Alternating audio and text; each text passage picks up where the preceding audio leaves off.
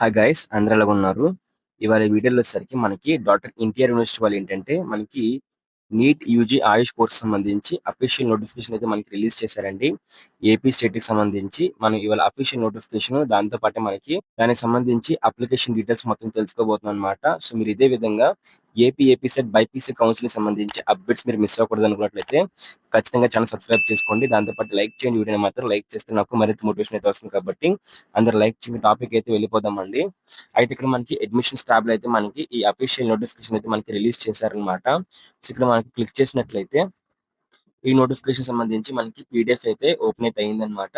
So ఇక్కడ మనం చూసినట్లయితే ఈ యొక్క ఆయుష్ కోర్సెస్ లో మనకి ఏ కోర్సెస్ ఉంటాయని చెప్పేసి మనం చూసినట్లయితే బిఏఎంఎస్, బిహెచ్ఎంఎస్, దీంతో పాటే బియుఎంఎస్ అనమాట.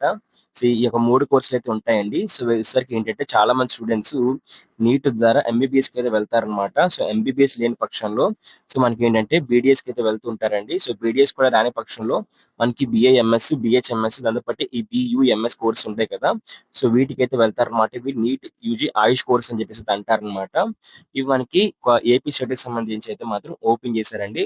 సో దగ్గర మనకి ఏంటంటే ఇది చాలా ఫాస్ట్ గా నోటిఫికేషన్ మనకి రిలీజ్ చేశారనమాట. సో ఎందుకంటే మనకి నీట్ ఫస్ట్ ఫేజ్ కౌన్సిలింగ్ తర్వాత ఇంకా అయ్యింది తప్పిస్తే మనకి ఇంకా నీట్ సెకండ్ ఫేజ్ కౌన్సిలింగ్ అలాగే బీడీఎస్ సంబంధించి first phase counselling, second phase counselling పూర్తి అయిపోయిన తర్వాత మనకి ఈ నోటిఫికేషన్ అయితే ఇప్పుడు రిలీజ్ చేస్తారు. బట్ మనకు కొంచెం వేగంగా రిలీజ్ చేశారని చెప్పి చెప్పుకోవాలన్నమాట. సో ఇన్ కేస్ మీకు ఈ బీడీఎస్ లో కానివ్వండి, ఎంబీబీఎస్ లో కానివ్వండి సీట్ రాదు అని అనిపించినట్లయితే మీకు వచ్చిన నీట్ మార్క్స్ బట్టి సో మీరు దీనికి అయితే అప్లై చేసుకోండి. మంచి కెరీర్ అయితే ఉంటుంది. అయితే ఇక పూర్తి డీటెయిల్స్ కి అయితే వెళ్ళిపోదామండి. సో ఎవరైతే అప్లై చేయాలనుకుంటున్నారో దీనికి సంబంధించి మీకైతే ఈడబ్ల్యూఎస్ కేటగిరీ వాళ్ళకి అయితే మాత్రం ఇక్కడ చూపించిన మినిమం కట్ ఆఫ్ అయితే ఉండాలన్నమాట. సో ఇక్కడ మీకు కనిపిస్తున్న ఈ మార్క్స్ అయితే ఉండాలండి. 144 నుంచి 606 వరకు అయితే ఉండాలన్నమాట. సో దీంతో పాటు ఇక్కడ మనకి 143 నుంచి 127 అనమాట. సో ఇది మనకి ఓసీ ఈడబ్ల్యూఎస్ కేటగిరీ వాళ్ళకి అనమాట. సో దీంతో పాటే ఇక్కడ మనకి ఎస్సీ, ఎస్టీ, బీసీ కేటగిరీ వాళ్ళు ఏంటంటే మినిమం 126 నుంచి 113 వరకు స్కోర్ అయితే ఉండాలండి. సో మీ నీట్ స్కోర్ అనమాట ఇది. సో ఈ స్కోర్ ఉంటేనే మీరు ఆన్లైన్ అప్లికేషన్ ఫామ్ అయితే మీరు ఫిల్ చేయగలరు. కౌన్సిలింగ్ లో మీరు పార్టిసిపేట్ చేయగలరు అనమాట. సో దీంతో పాటు ఎవరైతే దీనికి అప్లికేషన్ ఫామ్ ఫిల్ చేద్దాం అనుకుంటున్నారో వాళ్ళలోని ఓసీ కేటగిరీ వాళ్ళకి, బీసీ కేటగిరీ వాళ్ళకి 2,950 రూపాయలు అయితే అప్లికేషన్ ఫీజు అయితే ఉంటుందండి. సో దీంతో పాటు ఎవరైతే ఎస్సీ, ఎస్టీ ఉంటారో వాళ్ళకైతే మాత్రం 2,360 రూపాయలు అయితే ఉంటుంది అనమాట. 2,360 రూపీస్ అయితే ఉంటుంది.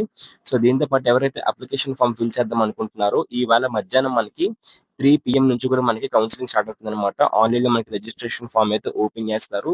సో ఇది మనకి 16 సెప్టెంబర్ వరకు కూడా మనకి అయితే ఓపెన్ అయితే ఉంటుంది. 16 సెప్టెంబర్ నైట్ 9 PM వరకు కూడా మనకి ఆన్లైన్ లో మీరు అప్లికేషన్ చేసుకోవచ్చు అనమాట. ఇది అఫీషియల్ వెబ్సైట్ లింక్.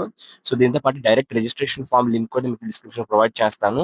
సో ఇవన్నీ కూడా మనకి నీట్ లో వచ్చిన మార్కుల బేసిస్ మీద అయితే ఇస్తారనమాట. ఇవన్నీ కూడా మనకి కాంపిటెంట్ అథారిటీ కోటా సీట్స్ అనమాట. అంటే కౌన్సిలింగ్ ద్వారా వెళ్ళే సీట్స్ అనమాట. కేటగిరీ ఏ సీట్లు వీటికి ఫ్రీ ఫీజు రింబర్స్మెంట్ అయితే ఉంటుందన్నమాట.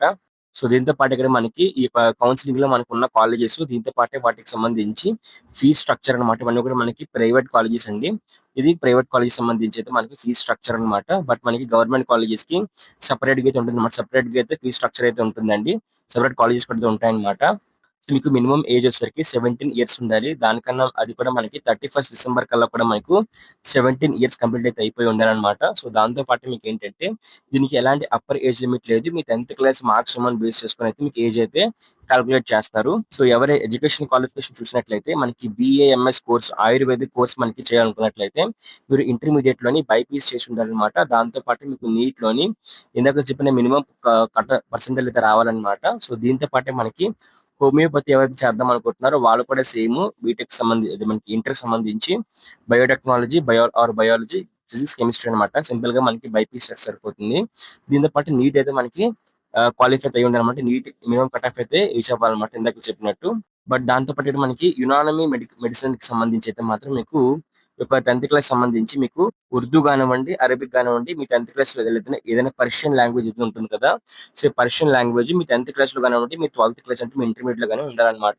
సో అప్పుడే మీరు దీనికి అప్లై చేసుకోగలరు. ఈ బియుఎంఎస్ కోర్స్ కి అయితే మాత్రం, యునానీ మెడిసిన్ కోర్స్ కి అయితే మాత్రం.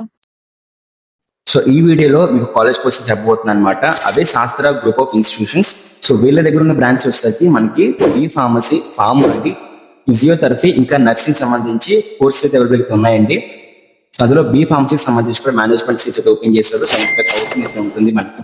మరి ఈ 75 లోనే మనకి hostel facility, college fees, mess facility, అన్ని ప్రొవైడ్ చేస్తున్నారు అనమాట. సో ఆ కాలేజెస్ లో Sastra college of pharmaceutical education and research centre, Sastra physiotherapy college, ఇది Sastra college of pharmaceutical sciences for women అయితే ఉమెన్స్ కి బెస్ట్ కాలేజ్ అనమాట. అది ఏపీలోనే ప్లేస్మెంట్స్ వైజ్ కానివ్వండి, అలాగే ట్రైనింగ్ వైజ్ కానివ్వండి, బీ ఫార్మసీకి బెస్ట్ ఆప్షన్ అనమాట ఉమెన్ కి అయితే. అండ్ శాస్త్ర నర్సింగ్ కాలేజ్ అయితే ఎస్పెషల్లీ ఉమెన్ కోసం ఉన్నాయండి.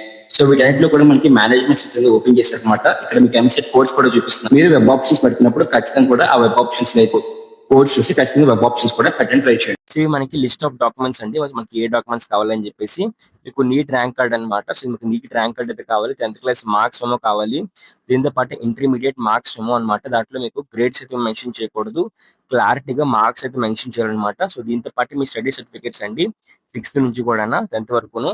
దీంతో పాటు మీ ఇంటర్మీడియట్ స్టడీ సర్టిఫికేట్స్ కావాలి, దీంతో పాటు మీ ట్రాన్స్ఫర్ సర్టిఫికేట్, మీ ఇంటర్మీడియట్ టీసీ కావాలండి, దీంతో పాటు మీ క్యాస్ట్ సర్టిఫికేట్ అనమాట. సో మీరు ఓసీఆ, బీసీఆ, ఎస్సీ, ఎస్టీ అని చెప్పేసి.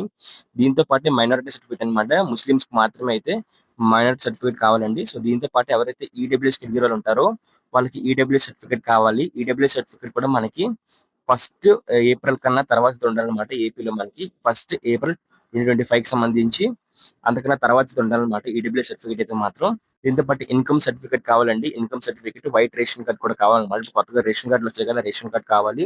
దీంతో పాటు మనకి ఇన్కమ్ సర్టిఫికేట్ అనమాట. ఇన్కమ్ సర్టిఫికేట్ స్టూడెంట్ దే కావాలి, బట్ మనకి పేరెంట్ ఇన్కమ్ ఉండాలన్నమాట అందులో వచ్చేసరికి, ఓకేనా.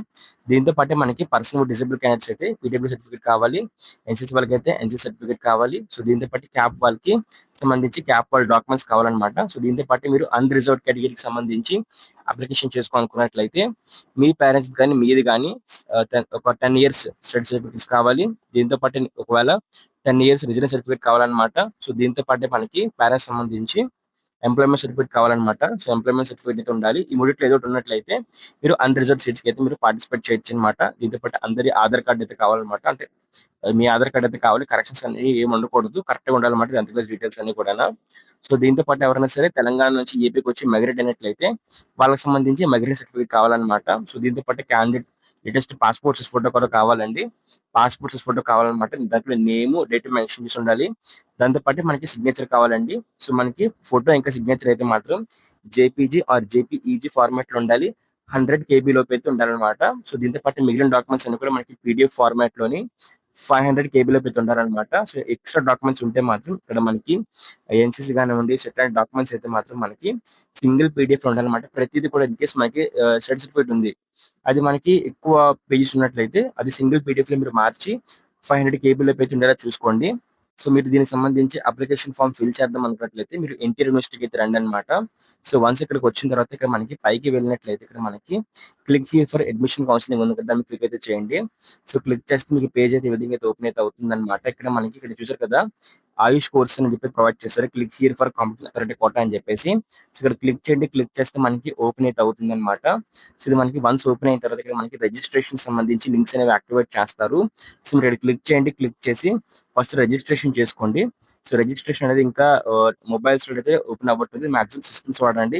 కొన్నిసార్లు అయితే అవుతుంది, కొన్నిసార్లు అయితే అవ్వదు అనమాట. మాక్సిమం సిస్టమ్ ట్రై చేయండి, ఖచ్చితంగా అయితే అవుతుంది అనమాట. సో దీంతో పాటు మీరు ఏపీ కౌన్సిలింగ్ సంబంధించి అప్డేట్స్ అన్ని కానివ్వండి, బైపీసీ కౌన్సిల్ సంబంధించి అప్డేట్స్ కానివ్వండి మిస్ అవ్వకూడదు అనుకున్నట్లయితే మీ టెలిగ్రామ్ ఛానల్ ఖచ్చితంగా జాయిన్ అవ్వండి.